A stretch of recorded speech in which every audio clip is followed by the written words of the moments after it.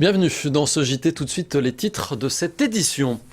Visite présidentielle à Villiers-le-Bel. François Hollande a rencontré mardi matin des apprentis de l'Institut des métiers. 2 ans, jour pour jour après son élection, il a voulu rappeler que la jeunesse est au cœur de son action. Le président de la République qui a annoncé un peu plus tôt son souhait de voir les élections régionales et cantonales reportées à 2016, un vœu diversement apprécié par les élus du département. Une école de jeunes sapeurs-pompiers dans le Val d'Oise, ils sont 450 répartis dans 18 sections à Taverny, Cormeilles ou encore Herblay. Les champignons de Paris, produits dans le Val d'Oise, à Méry-sur-Oise, poussent aussi des pleurotes, un métier producteur de champignons en voie de disparition.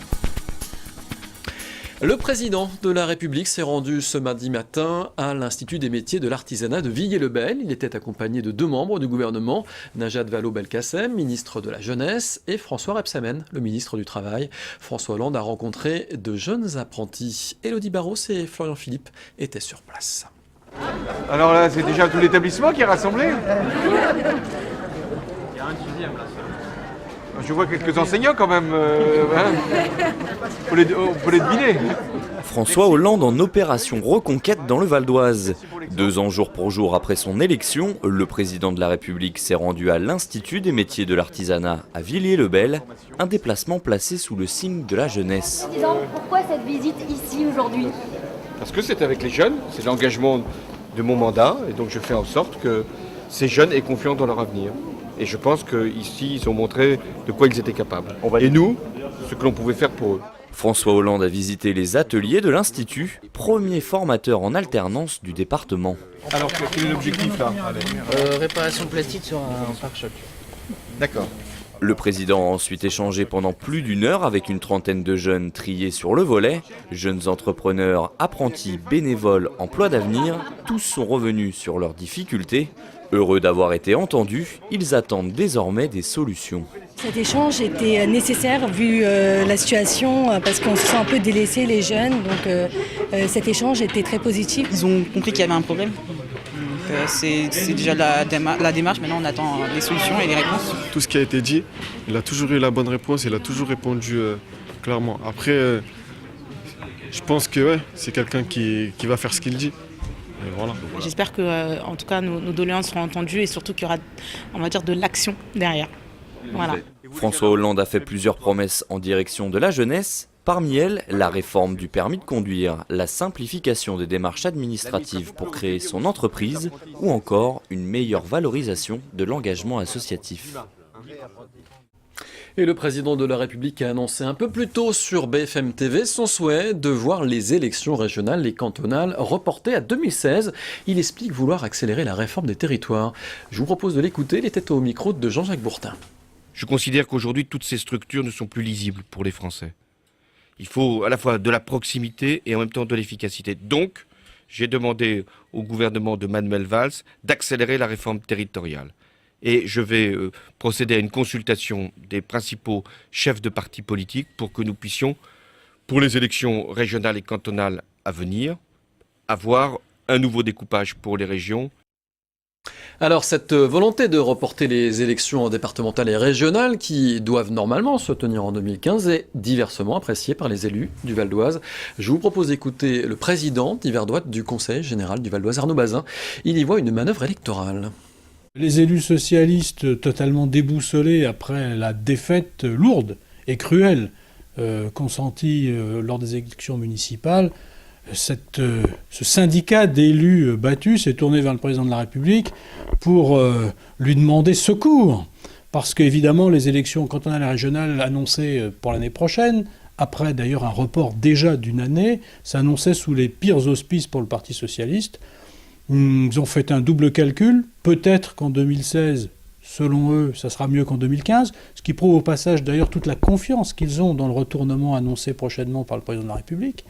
Donc peut-être que ce serait en tout cas pas pire qu'en 2015. Et puis de toute façon, si c'est pareil qu'en 2015 ou si c'est pire, entre-temps, on aura gagné 1 an du point de vue des socialistes pour continuer à diriger les départements et les régions qu'ils détiennent très largement.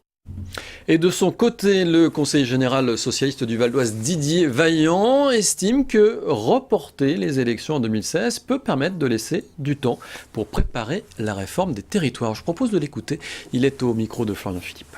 Je crois qu'effectivement, on dirait à l'heure d'aujourd'hui, ce qu'on appelle le millefeuille, c'est-à-dire la région, le département, les communautés d'agglo, les villes, il faut trouver des synergies. Si effectivement le fait de prendre un peu plus de temps permet de créer ces synergies et en même temps de faire en sorte que l'administration et puis les collectivités soient plus efficaces, oui. Et c'est une réforme, que pour ma part, je pense qu'elle doit recueillir une majorité relativement large.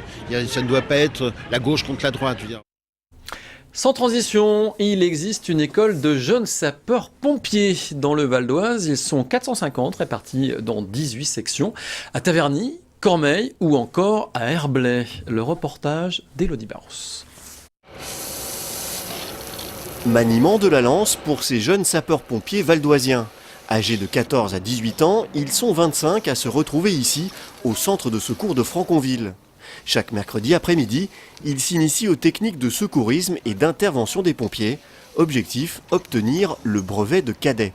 Ça m'a apporté de savoir un peu plus sur les pompiers, pratiquer certaines choses qu'ils font pour finir volontaire plus tard. Après une séance de sport, les jeunes pompiers se répartissent dans différents ateliers, tous animés par des pompiers professionnels. Au menu, cours théoriques et manipulation de matériel. Agite tes jambes. Le feu est là-bas. On sait qu'il va venir vers nous, donc on met les fesses en priorité. Coûte moins cher que la chirurgie du visage. Ok. On met là, la lance elle vient entre nous, ainsi, on va la prendre d'ailleurs. Pour eux, pas encore d'intervention pendant les 4 ans de formation. Ils n'auront le droit qu'à des simulations. Objectif, les préparer à toutes les situations. Ils vont avoir plusieurs activités, soit théoriques, avec des cours sur l'incendie, sur de la culture administrative. Mais ça, on essaye de diminuer pour faire beaucoup plus de pratiques. Pratique incendie, pratique des échelles, des moyens qu'on peut avoir chez les pompiers. Et essayer de reproduire le maximum des situations qu'ils pourront rencontrer dans leur future carrière de sapeur-pompier volontaire. Après l'obtention du brevet de cadet, les jeunes retenus pourront prétendre au statut de sapeur-pompier volontaire et pourquoi pas passer le concours pour devenir professionnel. Mais pour le capitaine Nocton, la formation des jeunes sapeurs-pompiers, c'est d'abord l'apprentissage de valeurs. Les sapeurs-pompiers, c'est une école de la vie. Donc ce qu'on essaie de leur inculquer, c'est tout d'abord la rigueur, le sérieux. Et on apprécie d'avoir des jeunes qui sont motivés, sportifs et qui viennent ici retrouver une ambiance à la fois conviviale, familiale, mais également une ambiance d'entraide entre les jeunes. Pour intégrer les effectifs des jeunes sapeurs-pompiers, il faut avoir entre 14 et 18 ans, être en bonne santé, sportif et disponible. Dans le Val d'Oise, on compte près de 450 jeunes sapeurs-pompiers répartis dans 18 sections, notamment à Taverny, Cormeilles ou encore Herblay. Et cette question maintenant, le savez-vous, les champignons de Paris sont produits aussi dans le Val d'Oise, à Méry-sur-Oise. Poussent même des pleurotes, un métier producteur de champignons en voie de disparition. Ils étaient plus d'une centaine dans les années 50 et ils se comptent désormais sur les doigts d'une main. Philippe Pémal est allé à la rencontre de l'un d'eux. Il s'appelle Bruno Zamblera, son portrait. Voici l'Agaricus bisporus, plus connu sous le nom de champignon de Paris. Mais de Paris, il n'a gardé que le nom. Depuis bien longtemps, ce champignon n'est plus produit dans la capitale. Aujourd'hui, il vient principalement de Chine ou de Pologne. Seuls quelques producteurs français résistent encore. En Île-de-France, ils ne sont plus que 4. Bruno Zamblera en fait partie. Installé à Méry-sur-Oise, sa famille fait du champignon depuis 4 générations. Mais Bruno sera peut-être la dernière. La production du champignon en France va tenter à disparaître. Voilà. La plus grosse concurrence vient des pays de l'Est, en l'occurrence la Pologne. Au jour d'aujourd'hui, les Polonais, en l'occurrence, peuvent se permettre d'exporter un produit fini, moins cher que notre coût de production dans l'Hexagone. Pour survivre face à la concurrence étrangère, Bruno Zamblera s'est adapté. Il ne travaille que sur 10% de l'exploitation et ne produit que 700 kg de champignons par semaine. Son père, à l'époque, en sortait 1 tonne par jour. Bruno Zamblera n'utilise aucun produit chimique et privilégie une filière de production la plus courte possible. Le champignon que vous voyez ici, qui est ramassé ce jour, est emballé et expédié le jour même. Donc, vu qu'il est vendu en réseau court, il ne reste pas chez nous. Bruno Zamblera ne fait pas que du champignon de Paris, il produit 9 autres variétés de champignons, pied bleu, l'arengui, le shiitake et la pleurote. Des champignons qui poussent sur un support étonnant. Ce champignon se développe sur du substrat, qui est en l'occurrence que de la paille. Il se développe à travers le sac, comme celui-ci, parce que vous avez quelques petits trous sur ces parties latérales, où le champignon va chercher l'oxygène et la lumière. Donc il va uniquement se développer à cet endroit-là. Voilà, c'est pour ça que vous avez ici une grappe de champignons bien déterminée, bien définie. Bruno Zamblera vend ses champignons le samedi matin sur l'exploitation et sur le net. Bruno ne vit pas de la production de ses champignons, il a une autre activité pour boucler ses fins de mois, il est dépanneur. Un deuxième métier indispensable pour préserver l'exploitation familiale et continuer à produire des champignons de qualité dans le Val d'Oise. Ce journal est maintenant terminé. Je vous en rappelle bien sûr le principal titre. Visite présidentielle à Villiers-le-Bel. François Hollande a rencontré mardi matin des apprentis de l'Institut des métiers à Villiers-le-Bel. Donc 2 ans, jour pour jour, après son élection. Il a voulu rappeler que la jeunesse était au cœur de son action. Merci d'avoir suivi cette édition. L'info continue sur vonews.fr. À demain.